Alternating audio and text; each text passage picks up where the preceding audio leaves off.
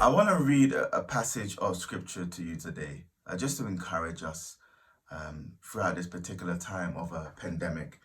And this passage is from Matthew chapter 14, verses 22 to 33. And this is a very famous story when Jesus walks on water. And this is the account from Matthew. So the passage says this: Immediately, he made the disciples get into a boat and go before him to the other side while he dismissed the crowds. And after he had dismissed the crowds, he went up onto a mountain by himself to pray. When evening came, he was there alone, but the boat by this time was a long way from the land, beaten by the waves, for the winds was against them. And in the fourth watch of the night, he came to them walking on the sea. But when the disciples saw him walking on the sea, they were terrified and said, "It is a ghost," and they cried out in fear. But immediately Jesus spoke to them, saying, "Take heart, it is I, do not be afraid." And Peter answered him, "Lord, if it is you, command me to come to you on the water." He said, "Come." So Peter got out of the boat and walked on water and came to Jesus.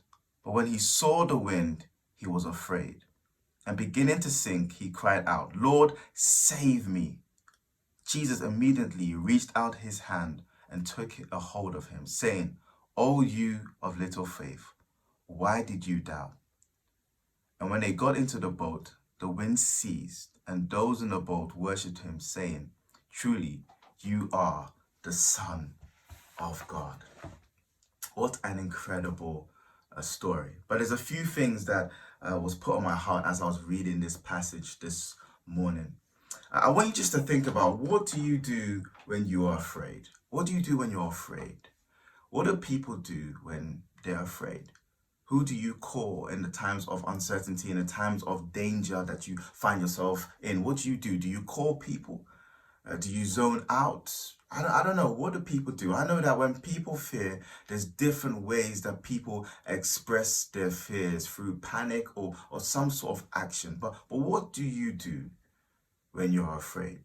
Maybe you can think about a situation where you were most afraid, and what kind of actions then were displayed when you were afraid. You see, I remember the scariest day of my life. And it was in Romania. I was on a mission trip with a team, and we had a bit of downtime, so we decided to go to a lake. It was a very huge lake in Romania.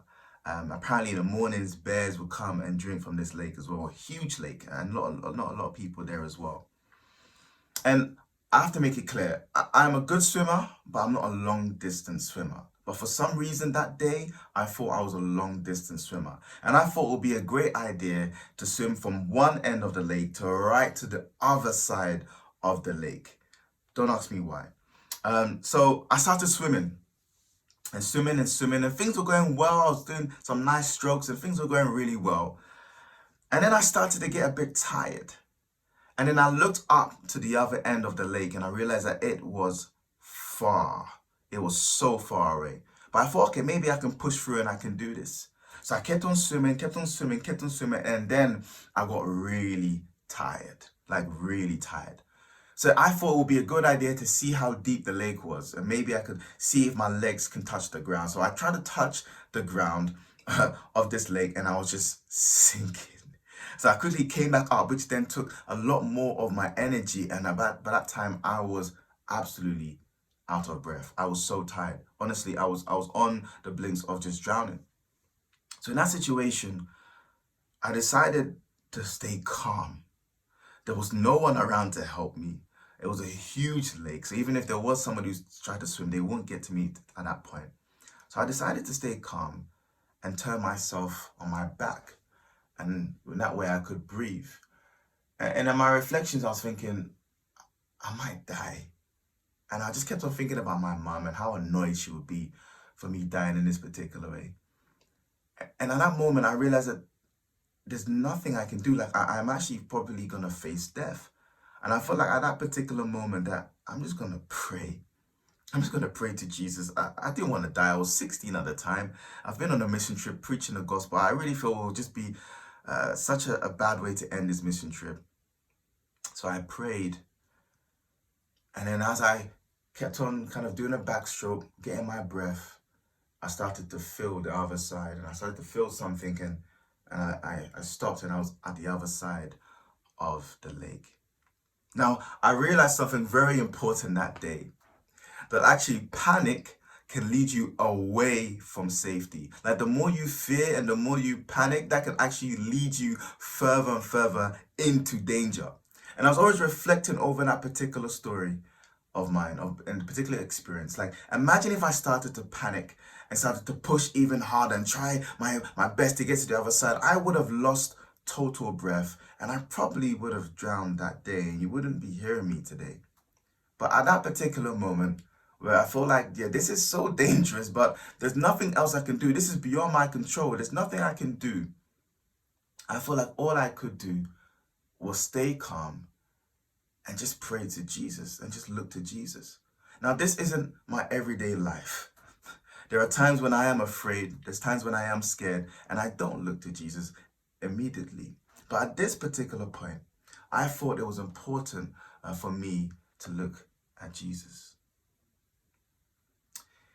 You see, in this passage that I read to you today, the disciples are in a very dark and fearful situation. Most of them were experienced fishermen, so they were probably really good swimmers. But no fisherman is ready for the storm that comes on the sea. Even the most experienced people can drown through what the sea can offer. The sea can be such a scary place.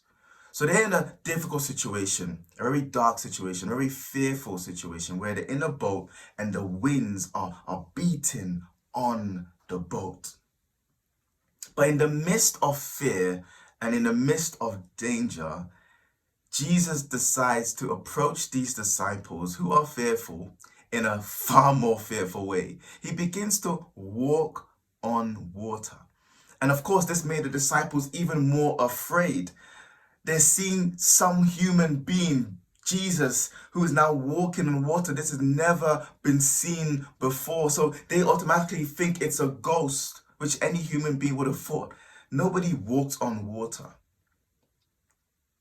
They were afraid.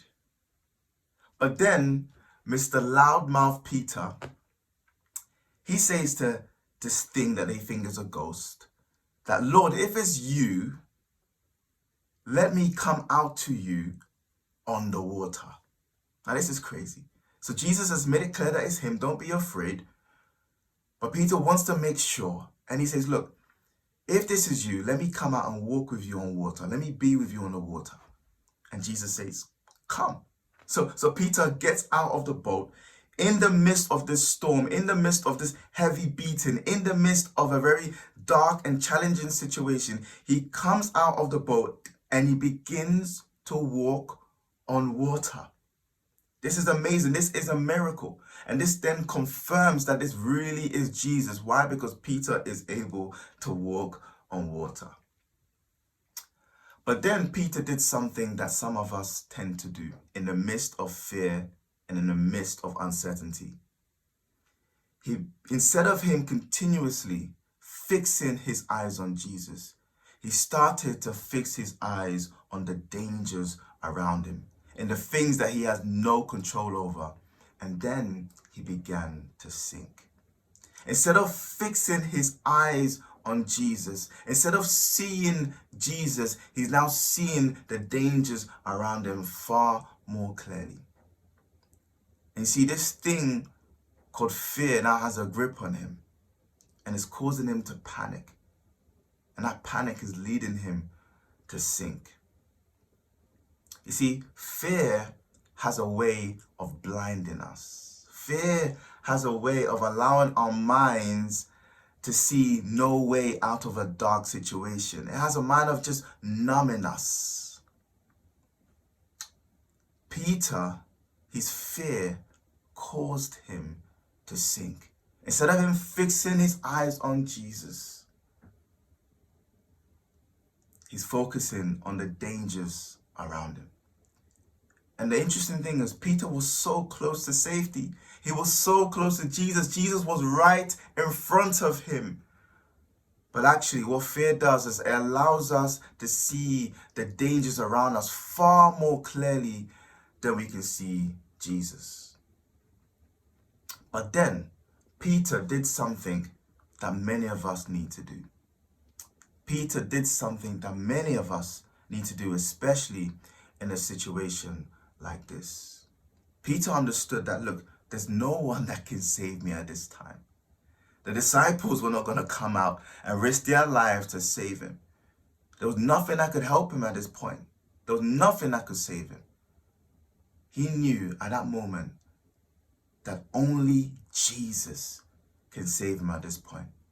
So then Peter, in verses 30, he cries out and says, Lord, save me. Then Jesus reaches out his hands to save him.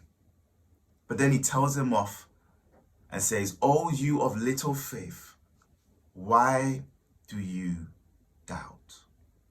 Those words just rang through my body when I heard that. Why do you doubt? See, right now, we're in a very challenging situation. Right now, this world is at a very challenging season. A season where this thing called fear is gripping people and causing people to panic, causing people to act in unorthodox ways. But you see, I don't blame the world for panicking. Because when you don't see a way out of a situation, you are going to panic. The world doesn't see a way out of this situation. People can't find peace in this situation. So I understand why the world is panicking. But I do have a problem with when Christians begin to panic. Because we should know where our safety comes from. Our safety comes only through Jesus Christ. Now, this doesn't mean that we should live a life that is not caring. This doesn't mean we should live in a way that isn't considerate. This doesn't mean we should live life the way we want to throughout this season. No, I'm not trying to say that. We have to be wise in how we live our lives throughout this situation. But what I'm trying to say is that in the midst of danger, in the midst of uncertainty, we need to continuously fix our eyes on Jesus. And this means holding on to his teachings. What Jesus has promised us, the hope he's promised us, the things that he's promised us. This means having faith in who he is. And most importantly, this means not doubting who he is. You see, if Peter really understood who Jesus was at that moment of chaos, and he didn't doubt who he was, I believe that Peter would have been running on water. Not just walking, he would have been gliding through water, even in the dark situation that he was in, even in the dangerous situation of a storm, of winds blowing down, blowing upon the boat. If he continuously fixed his eyes on Jesus, I believe he would have been sailing through. What I find interesting is that the storm and the winds were calm when they got on the boat. I think there's something interesting there. I feel like Jesus wanted Peter to look to him whilst the winds were happening, whilst the storm was happening. Jesus wanted Peter to fix his eyes on who he is. See, I want to be real with us today. I want to be real. We're in a time of uncertainty. We're in a time of fear, where people are fearful.